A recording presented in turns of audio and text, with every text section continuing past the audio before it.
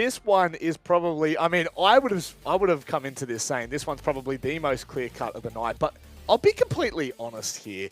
I really am quite unsure about TYDE. I feel like sometimes maybe just okay, sometimes maybe absolutely horrible, but tonight could be one of those nights where things click into gear. Direwolves sitting on 8 points at the top, Xenox. Do we reckon they're going to be staying there by the end of the night? Well, I honestly think you have to lean all assumptions into the answer being yes. They're on a massive winning streak. They haven't actually lost since July. So this is, yeah, I know, which is ridiculous. Months ago. Yeah, and obviously that therefore means that they haven't lost a game so far in APAC South. 8 points from their 3 games. So only an OT win against Fury, the only kind of blemish technically so far in this region for APAC South. So. And considering TYDE hasn't obviously won a game, 3 losses, all regulation, -8 round differential, literally the maths, the statistics is saying that this is extraordinarily one-sided. Direwolves should win. And I think you got to just back that in and give them the benefit of the doubt. Obviously, the biggest thing for me for this team has been the transformation from what was largely a little bit surprising in Stage 1, going 7-0 is just ridiculous, and I don't think anyone really saw that coming, to then, the complete opposite in Stage 2, where they really just sort of bombed out.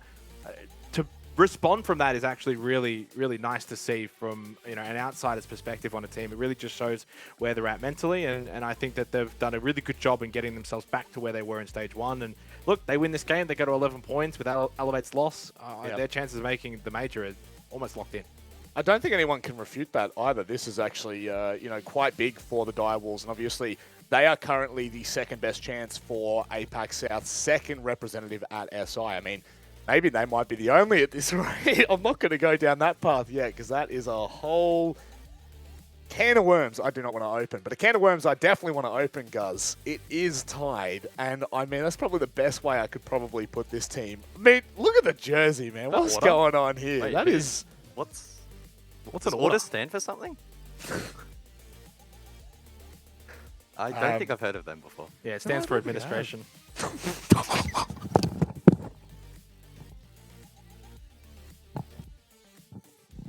I don't think Rob's going to recover from that one. He's gone. Do you want me to just talk about them, Rob? Break that down for me. Is that what you want? Well, look, okay, just to focus in, obviously, TYDE scrapped together, again, this roster heading into the third and final stage of the year. Results have been probably far from ideal, but again, their expectations would have been tempered, and at this point, have a line through their name for the top 2. So they're just playing now for a bit of fun, for some placements, and hopefully to grow into a bigger and better team next year. Oh, goodness me, I'm still recovering from that one. Xenox, do you think TYDE will recover at all here? Do you think maybe they might be able to cause an upset? I think the biggest thing when I look at TYDE is sort of the performances in their matches themselves. And one thing that does sort of stand out to me is they haven't actually been massively beaten 7-4, 7-4, and then 7-5 versus the Knights. So they're kind of in their games. I go back to Playday 2, and I think I've touched on this a couple of times when talking about TYDE, but it was a 4-4 scoreline against Elevate. It was very back and forth. They looked really good as well. That one, I believe, was on Cafe. It was. We had a lot of Cafe. And so when I think back to that moment, and if I was to sort of put myself back in that position, this was a team that wasn't 0-3. They were 4-4 against Elevate. Things were looking good. They got some star players on the roster. Just hasn't clicked. It hasn't quite clicked for this team. Obviously, only put together so recently in a league that is already ultra competitive and has had largely the same rosters. And I think that for me is the biggest factor. So, I'm not going to sort of like beat on them and say like, oh, these guys are rubbish, they're awful. I generally believe they're still a danger team, and if you don't take them serious, they can beat you. And especially if tonight's the night where it all just sort of clicks for them, somewhat similar to Wildcard and what we saw in their victory against Elevate. That can happen. Will it? Again, the numbers say probably unlikely, and the Direwolves have been very, very good. So I think it comes down to more to how do the Direwolves sort of look at this game. If they come into this serious, giving it their best, I don't think TYDE will win. If Direwolves look at TYDE 0-3 and just look at the numbers and think, oh, these guys aren't that good, it's a danger game. Yeah, that's fair enough. And another game that is a little bit dangerous to play is the Vetoes. So let's go ahead and have a look at what map we're going to be going to. We've already seen some interesting choices over the last couple of days. Obviously moving away from the Cafe and Oregons. Cafe still in no longer. It is CHALET. So, oh wow, this game could be incredibly chaotic and messy. Guys, what do you make of this? Yeah, wow, this is actually pretty intriguing. This is the Direwolves' most banned map of all 9 maps. This is the one they've taken out the most, 31 times this year. Quite a fair way ahead of the next in Clubhouse at 22, closely followed by Bank on 18. So it's a map they haven't really wanted to go to all too often. They did, however, play it once. That was most recently against Wildcard in their previous Playday of APAC South. And it was a confident victory. We had a lot of question marks heading into that game, whether or not they'd have the goods. And clearly they were confident they'd had it well tucked away in their pool, winning 7-2. As for TYDE, they too have also played it. And funnily enough, it was against Wildcard once more. Unfortunately for them, though, not quite as successful. They pushed it to 11 rounds in total, but were unable to get that win. Well, I guess that sets a little bit of a stage, both teams versing the same teams, Xenox and the history. But I think history has shown tonight that it doesn't really make a difference. It's about on-the-night performance, but I really, I don't know how much credit I can give to TYDE when they are coming up against the Direwolves, like we've been commenting on, that are continuously trying to come back into form. And I would dare say they've been sitting back watching that match against Elevate, and if you're Direwolves right now, like, surely this is all in. This is the best opportunity you have. Yeah, most definitely. I mean, like, to be fair, when I look at this map, Vito, the fact that it gets to Villa and Chalet, and obviously we're now fully aware that Direwolves are happy to play Chalet off the back of what we saw 2 nights ago against Wildcard. Villa, they're 5-1 record with, like a 70% defensive win rate. They just don't lose that map. They don't even really ban that map. So, they basically are saying, we can go to Villa and we'll beat you there, but let's continue to improve our Chalet. Let's improve our map pool. And that speaks volumes for this team, I think, going to a major. And, that's what they need to have, is a strong map pool. You look at what maps they have that are positive, and it's basically every map bar equal for Oregon, which is 4-4, 0-2 on Border, and 1-2 on Bank. Everything else is positive. So now, obviously, adding Chalet to that pool means that they have probably the best map pool in this region. So you win this game, you have the best map pool, you're arguably then, I guess, the best team. And when you look at it on the entire calendar, Stage 1, Stage 3, Direwolves probably then the best team over the entire year for APAC South going into the major. So I think they can take that mantle away from Elevate, clearly. God, sometimes he comes out with some absolute rippers, some pearlers. Would you back that? Would you back Direwolves to potentially, if we see them back up their Stage 1 performance here in Stage 3, do you reckon you back them to be the best team in APAC South this year? Yeah, I mean, potentially, right? It's just so hard to say. It's going to go down to that final Playday to really get the #1 team. But I guess much like the Elevate story, we're looking at this game to be a shoe-in. Should be a very easy win for Direwolves to set themselves up for the last couple of Playdays where they can really make that run home. That said, it could be disrupted if they have a bad day. All the numbers, all the stats, all the form guides suggesting it should be a very strong victory towards Direwolves. It's first versus last for a reason, and I'm backing them in to win this and hopefully continue that momentum on. Do you have any hope for TYDE here, Xenox? It being Chalet, we've spoken about it time and time again about this map leaning into some chaotic play styles, and a team like TYDE, you look at the members that they've got. Are you warranting any kind of, even a percent? I know, I'm struggling to. I'm trying to lead you down a path. It's beaten, but it's a path. Yeah. Well, when I look at Chalet as well as a map that is generally, a map that has always sort of leaned to attacking teams and I think entry teams, look at just the numbers again, and the numbers say that there's 4 players on Direwolves that have positive entries, whereas only for TYDE, I believe it's like 1. So, again, on a map like Chalet, firmly in favor of Direwolves, what we saw from them 2 days ago as well, against Wildcard, apparently a Wildcard team that could either have a really, really good night or a really bad night. I think speaks volumes that Direwolves are a team that have consistency. As I said, they have not lost since July, going into a map that I think will favor them strongly. And even Twitch agrees, 6 million votes to 1 million votes. They're looking to get their points back after... Wait, do we have 7 million people watching? Yes. Wow, that's insane. And there's 7 million people on the planet. Everyone's watching right now. I mean, I can't blame them. It's going to be a good game. Yeah, this is... are you sure about that one? Is it going to be a good game, guys? Because I feel like it should be, yeah. Yeah, Direwolves, this should be a bit of a display of dominance. But like, if we were going down, the path of what this does to... Yeah, we're going to... This is the philosophy. Sorry. Let me just open up to Chapter 12 of philosophy. It says here... Win conditions. Win conditions, Guz. what do TYDE need to do to win this one out? That's next question. Plead the well, fifth. let's actually go down that path outside of win conditions. Should TYDE win tonight, I mean, this just throws APAC South into even more disarray. I mean, it'd be ridiculous, right? Unlike Wildcard, who technically still have a real outside chance sitting around that 10% mark to actually still make the top 2 if everything falls their way. Yep. Correct me if I'm wrong, but TYDE's basically 0, right? They Zero. literally cannot make it. They don't have enough games left to make up the deficit. So for them, it wouldn't mean anything outside of maybe a couple placements, so a little bit of prize pool. They're not going to get high enough for SI points, I don't think, so that's not even in the discussion anyway.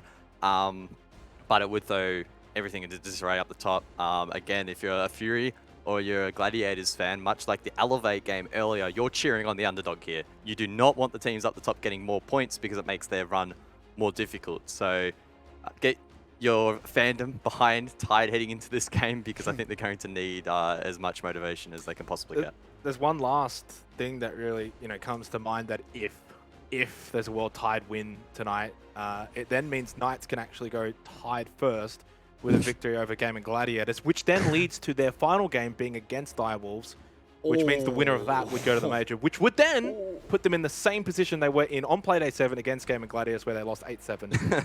So they'll get maybe a second chance. But look, I don't think it's going to happen. TYDE should probably be losing this one. It should be, honestly, like a 7-1, 7-2 result to the Direwolves. They've been the best team. They warrant having that, said about them. It's just about backing it up. I tell you what, speaking of backing it up, we still got a little bit longer to fill. Oh, we're here. still going. And yeah, we're kind of gonna open this discussion up a little bit more into the wider. Oh, hang on. Oh, Prod's typing. Yeah. Prod's. Oh, God damn it. No, we're not good. We almost We're had almost it. there. We're almost across the line. We appreciate everyone sticking around for this matchup. Again, Direwolves TYDE, Chalet. For me, it gives me a little bit of hope, purely for TYDE. This is a matchup. I'm going to give you boys a little bit of breathing room here. Never mind! Copium. I'm taking all the copium in the world, and I'm going to send it to the moon and back again. TYDE on Chalet, baby. Goodbye, Direwolves. Hello, disarray for APAC South. Devin Mandy are waiting in the wings. Thank you, Rob. What do we reckon, Mandy? Can TYDE turn the tides of a dire stage, or will Direwolves surf them all the way to another major? See, I knew that one was coming. Dev told me that this was going to happen, and I still rolled my eyes over it. Dev, we're going back to Chalet. Direwolves, they look pretty good on it. They looked all right on it on Thursday, and now they have to show it up against TYDE. But is that going to be too difficult? TYDE hasn't even got a single point so far. They are objectively the worst team, the weakest team right now in APAC South. But they do say an animal is at its most dangerous when it has been injured. And, well, TYDE have certainly taken a few hits so far in Stage 3. Let's see if Direwolves can continue their undefeated streak here on Chalet. Pretty exciting one. This is a map that is clearly in both these teams' map pools. We saw TYDE play it pretty early on in the stage, and Direwolves just start to bring it out of their arsenal pretty much last Playday, right? And so now putting these two teams side by side to the test on what I would call an in-progress map for both of them should be a very exciting matchup. The knock ban to kick it off. Going to reduce the amount of sneaky beaky-like plays that we've got from lurkers. I like that from TYDE. Does reduce one set of nades. Also Nomad ban, so that's going to increase the amount of sneaky beaky-like activity on the defensive side. We're going for those flanks, but does leave your Jackal for roam hunting, does leave in your Thatcher for countering any high breach or any other utility. On Azami being taken out as well, we're going for a good old classic game of Chalet. None of your strange X-Factor operators have been left in. Nook's taken out, of course. You still have Jackal, like you said. But Azami being taken out does take away some of that flexibility that you can have on the defense. For example, we see it a lot of the time in Library, making that position much easier to play. We see it on the top floor, blocking off some of those cutoffs, which is so potent here on this map. And Wamai being taken off the board does make holding onto some of those power positions in that top floor, I imagine your shields, a little bit more tricky. Yeah, I feel like this is going to have to be a bit more of a loosey-goosey like kind of defense strat. When you don't have the Azami and the Wamai, it's going to be much more difficult to play off of power positions. And that's why we've got a bit of aggressive operator lineup from the defense, which we will return to in just a moment. I did manage to see a cheeky little Valkyrie in there and an Oryx as well. Keen to see what the plan is with those ops. But for Direwolves here, it's been one hell of a stage, hasn't it, for these guys? They are currently on a, let me get this straight, 13 match winning streak in Stage 3. That includes the Nationals, the Operation League, and APAC South. They have been doing phenomenally. In contrast, TYDE is yet to win a game or even get a single point since they took on the name of TYDE in Stage 3 after they got dropped by IG. So quite the contrast between these two teams.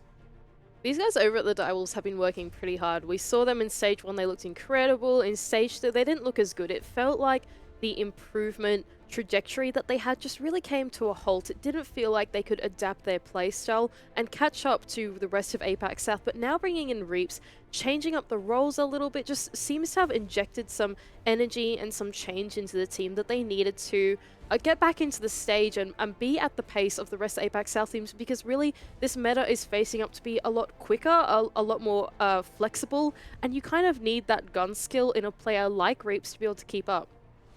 Yeah, Reaps is actually the #1 player in the entire league for both rating overall on CHGG and for KD. He's also one of the best players for his entry KD as well. So as a debut player in this level of competition, he's really been making a name for himself. A lot of criticism comes to teams when they pick up unknown players. Like, oh, you know, they've really got to prove themselves. A lot of extra pressure is put onto these rookie players, but it really feels like Reaps has delivered.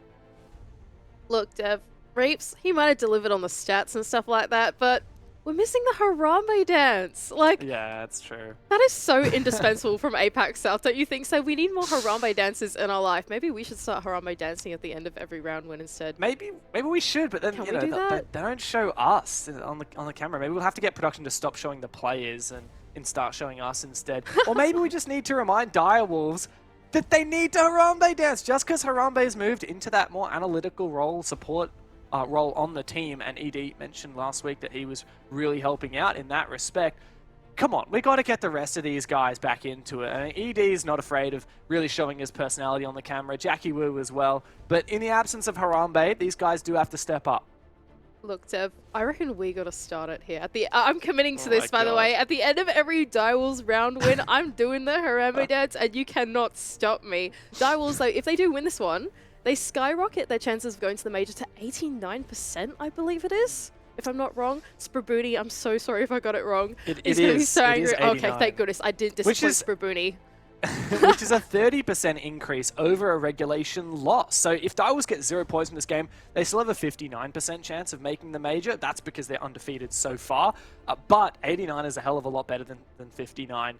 In contrast, TYDE has a 0% chance of making the major unless if they get all the 3 points from this game. But even then, it's less than a 1% chance. So let's be real here. TYDE ain't making the major. The real stakes on this game are for Direwolves for continuing their undefeated streak. They did it in Stage 1. They didn't even drop a single point in Stage 1. They won all of their 7 games in regulation. And it was the most perfect performance we'd ever seen from a team in APAC South. It's never been replicated since either. These guys dropped off in Stage 2. Now they're back on a resurgence. And yeah, I can definitely see them taking the full 3 points away from this game.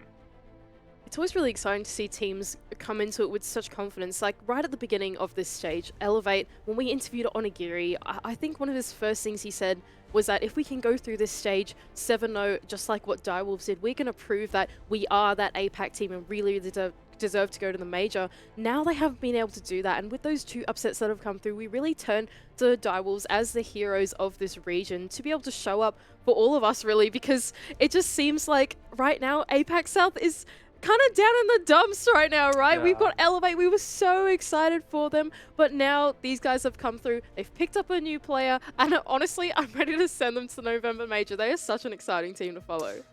Well, look, Mandy, fortunately for everyone else in the league, you don't get to decide who goes to the major. The teams do themselves. They have to play their games, and so we're getting straight back into it. Just as we were talking about the qualifying probability for the major, you can check that out on your screen right now. A regulation win for Direwolves is actually 92, so this has been sorry, updated Sprabuni. since the first game.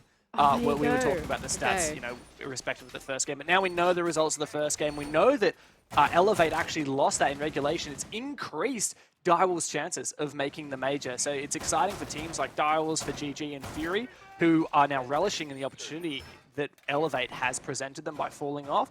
And yeah, you can see that. Still a very good chance of Direwolves making the major. And if they do make the major, their chances of making SI suddenly become possible.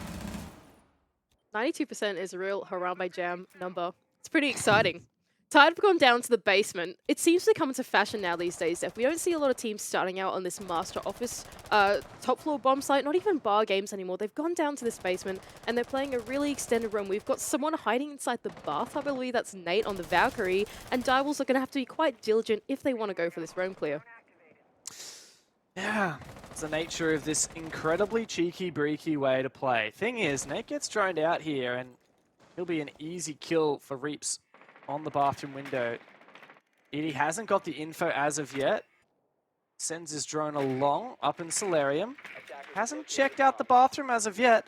Got to be very thorough. And there you go. Jumps straight in the window when Nate says, hey, goodbye.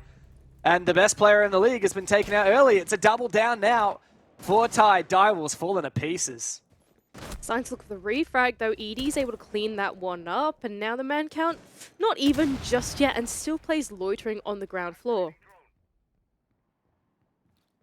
Not a bad start for the team that's yet to find a single point on the standings at all. And the name of the game is going to be this aggression, trying to force Direwolves to really play that vigilant, that slow-paced game.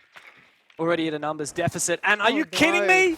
Another missed drone? It might not matter. Shibe does eventually secure the kill onto Souffle, but the trade is right on cue. Just like that. Direwolves only have 2 players left. This is not how I expected round 1 of CHALET to go, Dev. Amen. They have Jackal on the board. There's someone hiding in the bathtub, and they don't get spotted out. There are no feet there in that top line. I just couldn't believe it. Anyway, now Direwolves, they still have some tools on the board. They still do have the Selma charges of ED with 2 good guns as well. So if they want to make that in, it's still possible. They can cut down this defense. If TYDE starts to give away their life, they get over-aggressive. But actually, Jackie Woo's going to look for a pinch on this ground floor. Instead, he takes the engagement with hysterics, and now the man count is even. Very, very scary business there. Very low HP despite the even man count on Jackie Woo. He's going to have to make a play from blue at the moment. Got to pull out that goon line. Cannot let one tick go by, as he will go down from it. Tech's on a really long angle, and all he's got to do is land one shot into the leg. But Jackie Woo gets him straight between the eyes. It's up to Mentalist now to show that he was worth his salt on the pickup here for TYDE. Taking his position at the back of Snowmobile, hiding behind the bins. We've seen quite a few cheeky moments from TYDE so far this game. Mentalist finds one, but ED on for the trade. And just like that, it's time for you to Harambe dance, Mandy. Yeah, Harambe dance time. This is so good. I love this. I'm so excited for this. TYDE, I couldn't believe that they were able to lose out that round in the end. It just felt like they had such a great start on this top floor. Nate, almost completely undetected, is able to take down the entry. The frags came out even in the ground floor here, but as the site came down to it, it became quite claustrophobic, and ED was able to open up the wall, crack down the site, and eventually they completely refocused over on this side of the map instead of this main stairs side of the map. It really caught these TYDE players off guard in these one-on-one situations, leaving it down to a 2-on-1, and eventually Direwolves give it up to some really silly mistakes on the side of TYDE. I've got to say, for Direwolves, not too shabby to win a 3v5. You can win a 3v5, you're doing something right. But now moving forward, TYDE aren't going to dwell too much on that. They're going instead here to bar games. Keeping in mind that for TYDE, yeah, their chances of making the major are in the bin. Even if they win this game, it's a less than 1% chance they can make the major. Chance of making SI, pretty sure that's already 0. At least off of points, they could go and play the quals, the open quals. But for TYDE, for me, it's about whether this is going to be the last step in these players' careers or whether they can prove here and now that they are worth being picked up for other teams in 2023. And that's why they need to do their best to show that they can come back from this, that they aren't going to go down in stage 3 with 0 points on the board. This is a pretty ambitious hold from TYDE going to barring games as well. They've opened up a lot of that office wall, not just the line of sight and the footsies, but they've even got to rotate through onto Heaven as well. And so this allows Nate, who's the roamer just around Solar, to really be mobile in this top floor if Direwolves look for that type of clear. It doesn't seem like they are. Direwolves just looking to probe around the map, open up some of these windows, look for some cutoffs. but there are roamers that could be punished by it if they're not careful. Shibei, though, is able to take down Jackie Wu just as I say that. Yeah, I mean, a little bit more funny business, just running through West Main and spraying through a window. I love that for TYDE. It's the second time we've seen something really cheeky and nonsensical work out for them. And I love that aggression. It's exactly what you want to bring. Ooh, Mute Jam actually stalls out that Rotera. I really like that placement as well for TYDE. So things are going right. Things are not looking too shabby. And if you're on the side of the Direwolves, this is a pretty tricky defense to crack because of how spread out these TYDE players are. Pico's managed to find his way inside of the fireplace, inside the lobby, completely undetected as of now. No one in Mezzanine, no one in Heaven is there to stop him. Tex could be in a little bit of a pinch if Edie just rounds the corner inside a mud room as well. This could be dangerous. A lot of fine margins. Could spell the difference here. He's just going to go for it. He pushes in and takes down Tex. A player now in stock, looking to reply, but Pika is there to support. He takes down Hysterics. Immediately, though, Mentalist fills up that position before he's traded back again. It is a messy, messy round. And Nate's got a 1v3 on for the retake. Not happening. And see you later, TYDE. Direwolves, 2 rounds straight. Great read from Direwolves into that round, though. They realized that what TYDE were going for was pretty ambitious. They were very far off the site. There was plays all the way inside a solar, all the way inside a dining and kitchen, and really that top floor wasn't being held all too well, and they thought, okay, if they're not going to stop us from places that are adjacent on the site, let's just sneak our way in, hit the site. They're going to be too far away for these refrags and just go for it with the right time. And that's exactly what Edie and what Pika were able to double down and do. That teamwork was super well played. It completely caught off TYDE, and Direwolves take down another round. Yeah, we still don't get any Harambe dance. Oh, sorry. Not The immense consistent. disappointment. Okay. You committed. You told me you were going to Harambe know. dance. And then you got distracted by analyzing the game. Who needs that? Oh, disaster. TYDE, they're going to take us to another bomb site. They've lost 2 in a row now, and they haven't repeated anything just yet. Not looking to... I suppose they don't want to go back and correct the mistakes they've made. They just want to keep trying something new, until eventually something works out for them. Once again, they're looking for something pretty ambitious in this top floor. The castle, aided by some rotation holes, very aggressive rotation holes over in office, to make that top floor mobile and hard to crack into for the Direwolves.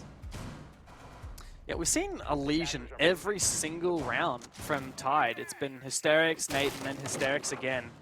Really leaning into the traps. Kind of unusual for me. It doesn't feel like every day you see, even if you are going to bring a trap operator, really lesion? Like, what is the go here from TYDE?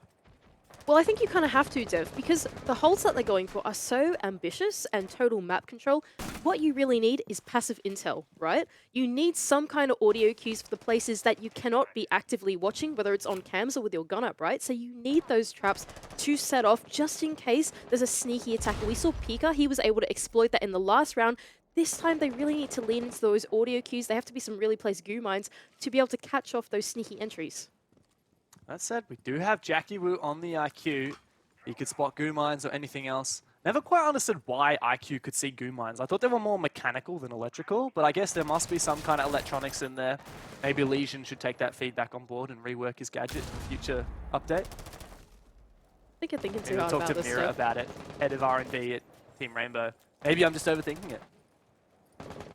Too much lore in this game, Dev. Not enough action. Direwolves, they're doing this solar side attack, but there is no one to meet them in this top floor. They can rappel straight in. 1:40 left on the clock, and so much real estate still given to them. I would like them to pop that Vulcan canister on the stairs, though, just so they don't have to worry about it being popped late round. Here's Shibei. He's getting ambitious, but he is spotted by the Gemini hologram. Worried about a rappel on the window. Nate does manage to make a play onto Pika, and Shibei has been unaddressed. Eventually he's taken out. I think Jackie Wu was on cams there for a minute, but he does finally punish.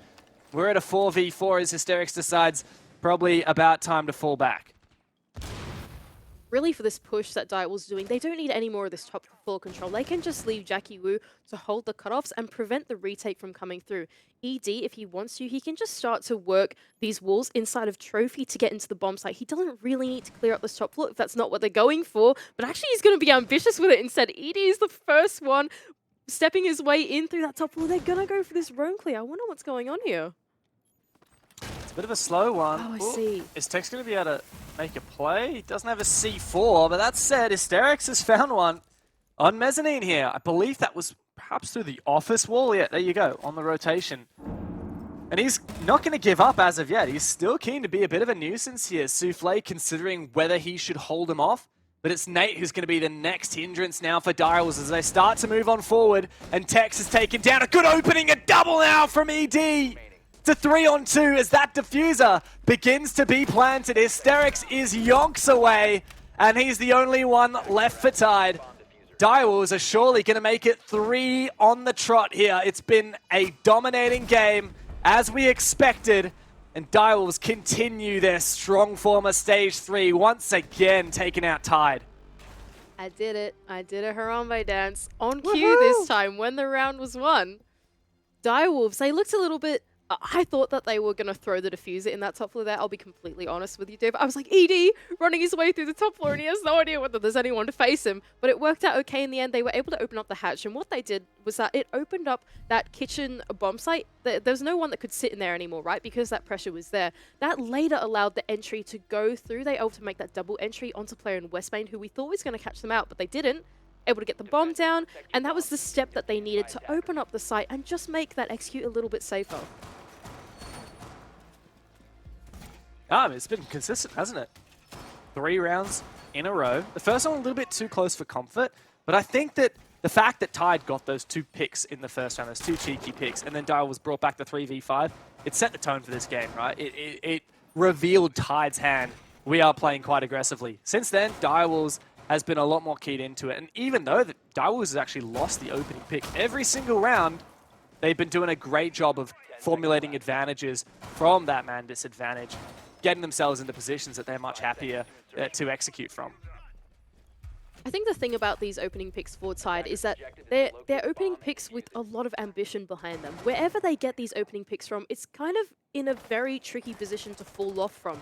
We saw, for example, in that last round, it was in that top floor. They eventually got cut up by Jackie Wu, who was on the windows, right? Every single time they go for these opening frags, it's pretty easy for Direwolves to get that trade because they're really playing into the architecture of CHALET. Oh no, Nate, he might have gone undetected here inside of Garage. He is very close to a drone hole, though.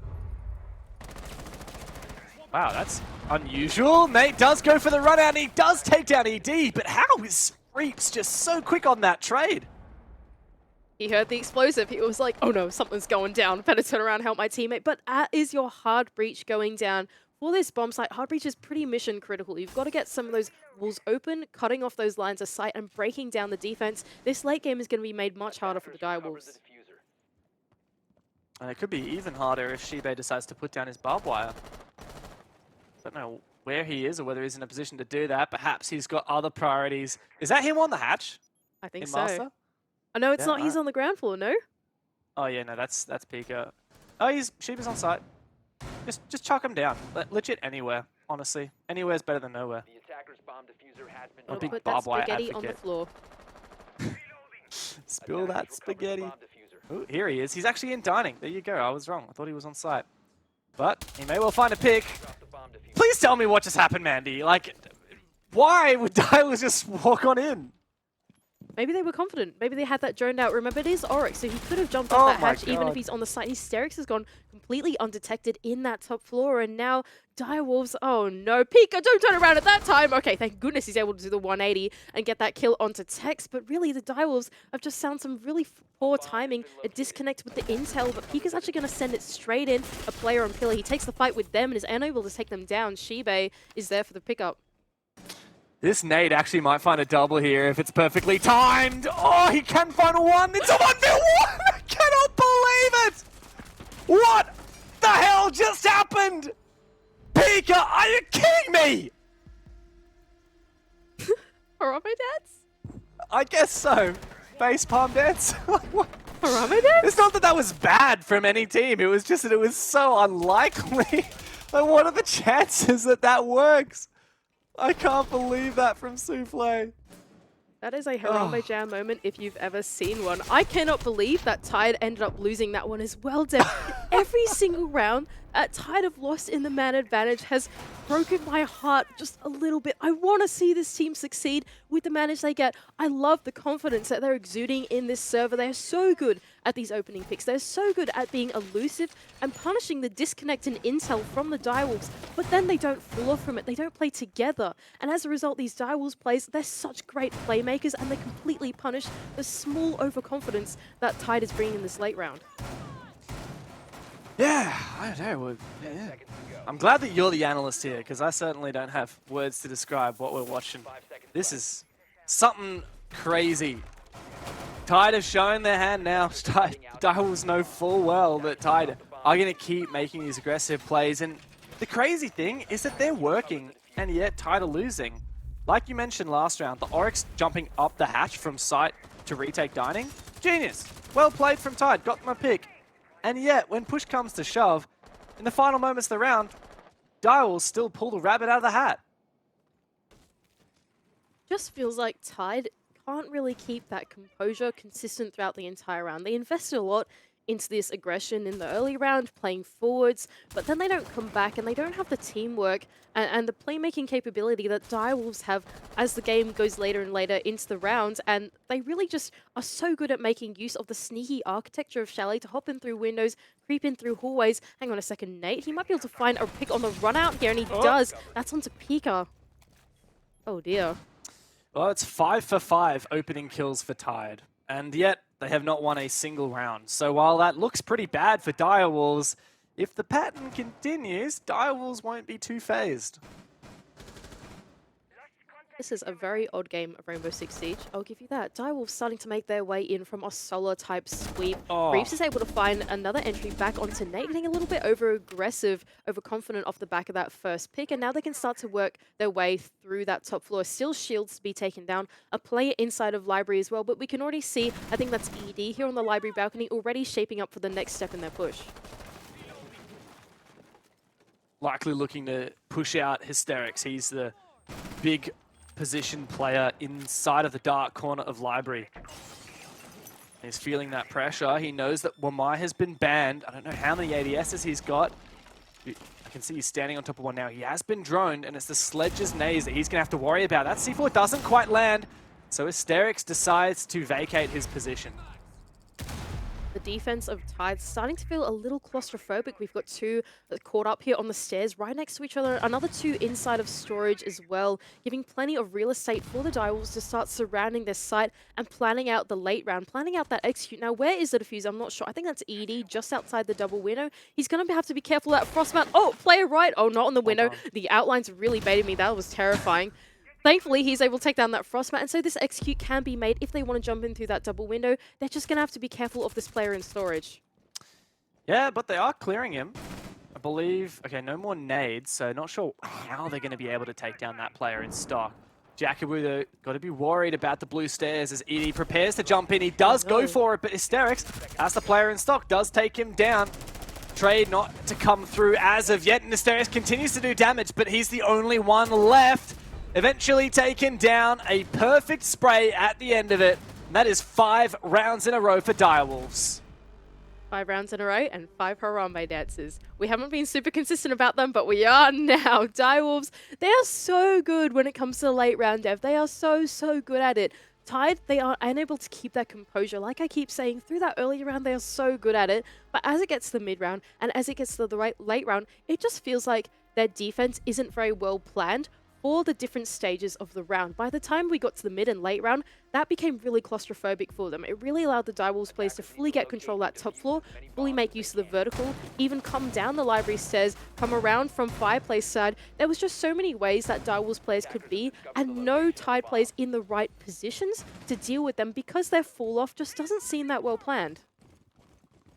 So where do we go from here, Mandy? We are 5-0 for Direwolves on the attacking side. Now, the 2 times that this map has been played in APAC South Stage 3, it's a 50-50 defense win rate. I'm going to extrapolate conclusion there. This is not a good half for TYDE. They have not started very strong here. So where do they move forward from here? How do they make sure to at least get one goddamn point on the standings before the end of the stage? Attackers are moving to defuse. Well, I think that for TYDE to be able to do that, they need to be playing as a team through this mid-round and through this late round. Right now, the confidence is great. They've definitely got it there. But as soon as they get that advantage, they need to hold onto it and be playing with a little bit more caution, a little bit more passive, because otherwise you're going to have some Direwolves players sneak in and get the refrag and it all falls apart towards the end. Once again, TYDE, they're looking for this ambitious map hold across the entire map. Can the Direwolves players pick them off, or are TYDE going to be once again strong through this early round? I'm going to call it. TYDE get the opening pick. Okay. Direwolves win the round. We've seen it 5 times in a row, and I expect that to continue. So who is it going to be getting the opening pick for TYDE? Who is it playing the aggressive position? Oh, I love that from Nate. That is filthy. Through a wall and up onto the reverse rappel. Disgusting. Disgusting. Could be Hysterics. He's also playing downstairs. I think he's about to get pushed from mud, is he? Oh, there you go. Mentalist gets the opening pick. Pika goes down. That was a roam all the way downstairs. A very wide, far roam here from TYDE. Are they able to trade it? And you could have never guessed that was going to happen. Such is the nature of CHALET. Shibei is able to get the second, and now the Direwolves down 3 to 5 in the man count. That is a pretty significant lead in the side of TYDE. Now, TYDE, what do you do now? Are you going to keep getting aggressive, or is it time to fall off and play together a double entry through from this mezzanine window? Completely flashes nade, taken down, but refragged from Shibei. Another player outside the window, but the refrag doesn't come through from the side of the Direwolves. Yeah, Shibei's been having a good round so far. He found that kill onto the player in mud when his teammate was kind of baiting that entry, that hunt down onto, I think it was Nate down below. And just then he managed to refrag. So I feel like Shibei this round has been filling his role perfectly. Are Direwolves going to be able to 2v4? Seems like a bit of a far cry. It's a rough one. They still have some tools on the card. That being said, one of them has just been taken down. That's a hard breach of ED. Hysterics is able to come from the basement and take him down along with the diffuser. Now Souffle in the 1 versus 4. He's done a 1 versus 3, but he's got to do a 1 versus 4 to make it 6-0 for Direwolves. Well, it may well be a consolation round for TYDE. What was that? Man's very confused as to where he just got sprayed from. Looking to hunt down Hysterics, the nuisance downstairs. Keen eye to spot out that invisible goo mine. Sounds like he's being re-aggressed upon. You can see how hungry they are. Mentalist finds it with the pistol. Was the default cam up? Yeah, it was. Okay, there you go.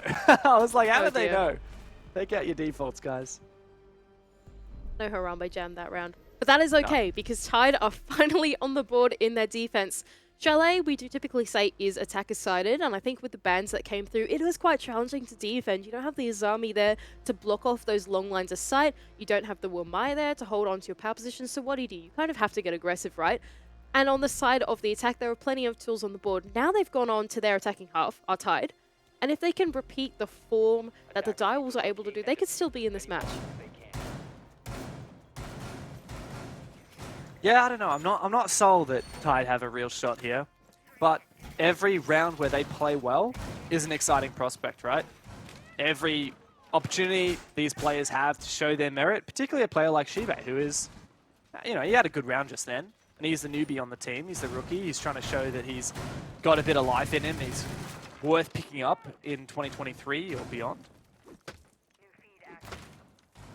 Exciting times for TYDE if they want to get back into it. They've brought on something pretty unique as well, Dev. There's no hard breach at all on the side of TYDE. You really don't need that much hard breach on CHALET either, especially with how open the hold is from the Direwolves. I imagine that there's just some of the hard breach charges, there you go, the ones on Capital, in case they need to make any lines of sight on these hard walls. But look at how aggressive the Direwolves setup is in this top floor.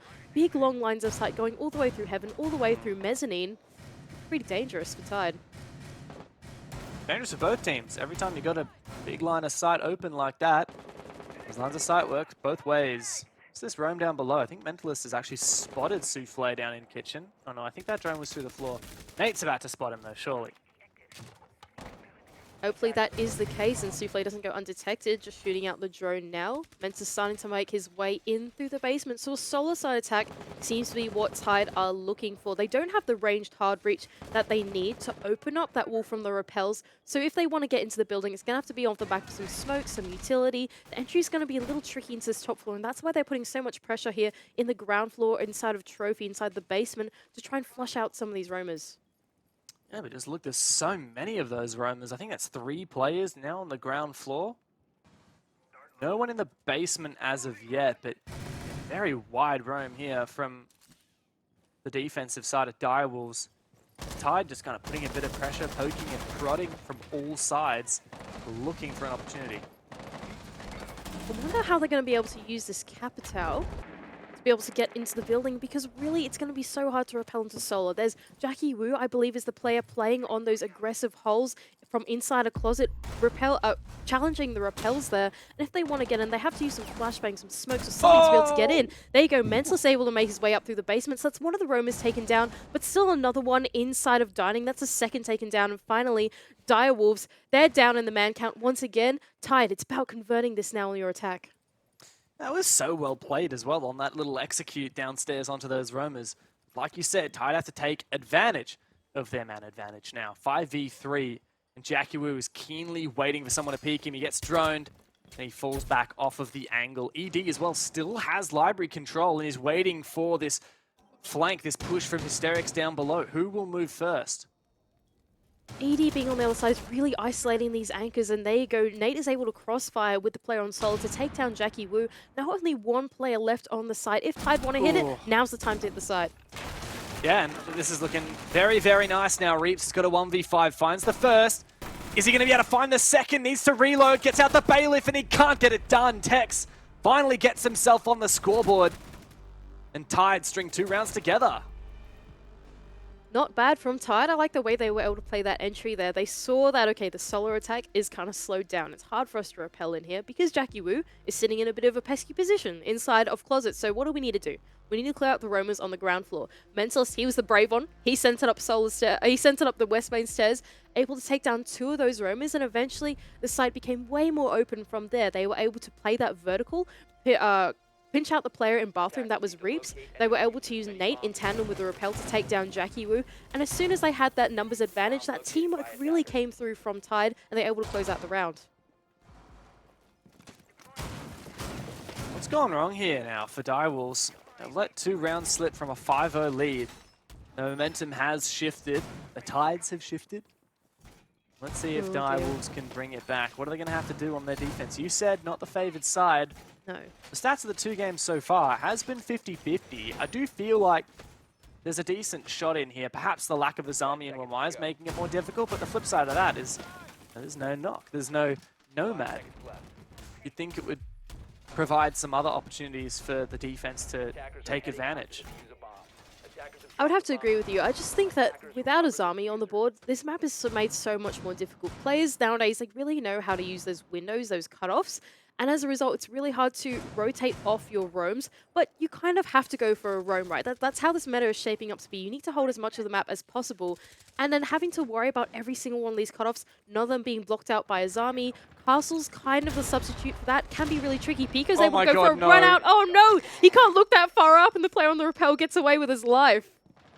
I'm glad that Pika realized that so soon, though. He realized very quickly, I cannot look any further upwards. This is the best angle I can get. My neck's gonna and break. So he just pieced out. Yeah.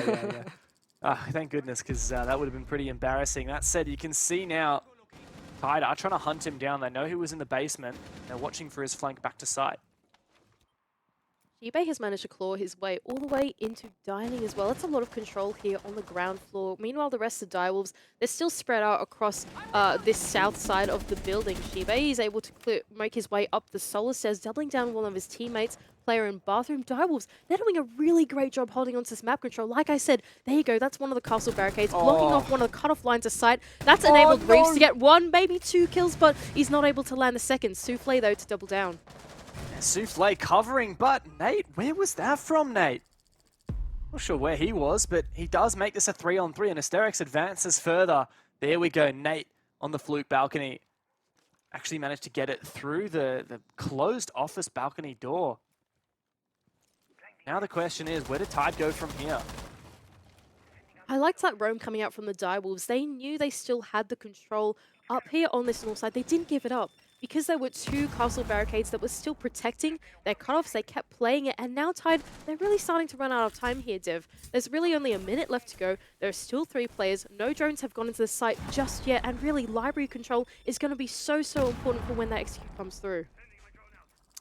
That's the thing, isn't it? We still got that player back in library. Hysterics is going to look for an opportunity to find an opening here from Fireplace. Looking to peek the bar door now. Is anyone exposed? There's a shield facing his position. It's very difficult. Don't think he's got his Gon 6 remaining. Might be able to do it. I think he might have just seen ED on the other side. Oh, but he loses that gunfight. That could well spell the end of it for Tide. With less than 20 seconds ticking away, it's going to have to be a Herculean effort from Tex and Nate. Looking for the vertical angle, but what a shot there from ED. A 1v3, and it's not happening. ED gets all 3 of the last players, and that's it for Direwolves. A very nice round, and along with it, match point. Going back to the Harambe jams, Direwolves, I love the way that they played that roam. That was so much more masterful than what Tide went for when they were playing their defending half. Don't you think so? They played that to perfection with the aid of the castle barricades. They knew, okay, the architecture of Chalet means that roaming is hard. We can get cut off from lots of windows, but what they did was they put a castle barricade just blocking that double window cutoff. They also put one blocking off the piano cutoff, and that allowed them to hold on to that north side of the map for such a long time through that early to mid round. And by the time that Tide made their way to the site, there was just not enough time for them to figure out what execute they wanted to go for. I think Tide are really feeling the repercussions of having such a pitiful defense half. They only just got their first 2 rounds on the board. Now that Direwolves have found just a single defense, match point. So Tide are going to have to get 4 in a row to push over time, but it's not looking likely. After all, this is the #1 team in the league, Direwolves, versus the bottom team in the league in Tide. So this isn't by any means an unexpected result, but it doesn't make it any less disappointing for Tide. I would think so too, because Tide, they've shown us that they've been working on Chalet. We saw them bring it out a little bit earlier in the stage, and they're doing it again. And they feel confident enough to bring it out against Direwolves. I'm really excited to see some good Tide here on Chalet, you know, like something that they've learned in the past few weeks. But it just seems like the Direwolves are another step ahead in the teamwork. They're another step ahead in the strats as well. And I don't see Tide being able to come back from this one. Well, the onus is on them to make the first move. A nade goes in, but Pika doesn't take any damage from it. Looks like on the back of it, Sterex is on for the entry. He pushes in solo, no drone ahead of him. Back of that E1D, waiting for a player to push up blue. Just to make sure he takes down that camera, exposing his position. Piece by piece, room by room, little bits of map control start to be gained by Tide. Tide seem like they're looking for something a little bit more minimalist this time as well. They've all put their plays on the south side of the map. What they need to do here is get that south wall open, facing into the bomb site. That's one of the Selma charges just going down on office as well.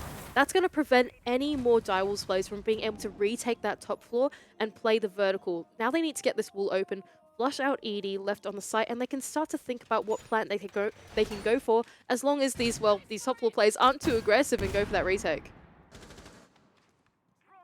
Yeah, we'll see. A lot of components to deal with now for Tide. That said, if Hysterics could find the opener here on this cheeky angle, he sees the player, reveals his position. Unfortunate for him. And Tide aren't going to rely on getting that freebie opening. Tex waiting for the call before he goes for the spray down from the window. He can go for a wallbang, perhaps. Waiting for that yellow ping. Does go for it. Doesn't see the player. Receives a couple of bullets, but Nate finds the opener. And Tide begin to execute onto some of this top floor. They're actually going to go for a top floor clear instead. Hysterics, he's gone off on a bit of an excursion. He's looking for Pika, just trying to go for a flank here. But Tide have actually been given a lot of control that they've fought for now with that entry into the top floor. Only a player left in Solar, but the time is starting to tick away once again, Dev, and there's still no site control for Tide. And you got Pika all the way downstairs as well, with quite a few opportunities for a flank in the late round. Direwolves still got quite a bit of control up here, but the Jaeger may well lose his life. That's Jackie Wu. Tex does get him from the rappel, but time is ticking away. Tide have that 5v3 advantage, but they've got to make good on it now. As Pika forced back out of his position. And TYDE waiting for this execute. A very late hard breach game. And here on match point, ED with the long shot. And it is not looking too hot here for TYDE. That diffuser cold on the ground. ED's going to put them all in the dirt. He does so. Keen on the SMG-11, and that is game over for TYDE. Direwolves are in no dire circumstances at all. They stand tall once again as the #1 team in APAC South. And what a great game of CHALET from the side of the Direwolves. They played that map masterfully. I think, honestly, that was a big difference between the Direwolves that we saw on Thursday to the one that we saw today on CHALET. The one we saw today on CHALET, they must have bottom-reviewed that Thursday game, because the way that they were playing their roam, the windows, the shields that they had, even the way that they were moving around the map, making use of the real estate they were given, just seemed so masterful, and TYDE were unable to deal with it. Miracle in some ways that TYDE managed to get 2 rounds. That was such a Direwolves-centric game. Credit to TYDE for what they managed to achieve in getting those 2 rounds and in getting as many opening picks as they did. I think, what was it? Only 1 round of the 9 that we played did Direwolves actually get the opening pick. So TYDE, they're doing something right. They just can't quite convert it into the round wins. I would have to say the same thing, Dev. It just feels like TYDE, they are so close to greatness. You know, every single round we saw there felt like it could have been converted into a TYDE round, but a Direwolves play it. Those guys are such playmakers, especially through that mid to late round, and you have to not give away anything to them because they know how to make use of that real estate on CHALET as soon as you give it away to them. Yeah, Direwolves are looking red hot. They're at the top of their form right now for Stage 3, and they're looking to return to the major. I'm sure we'll get to chat to ED, but first, back to the desk.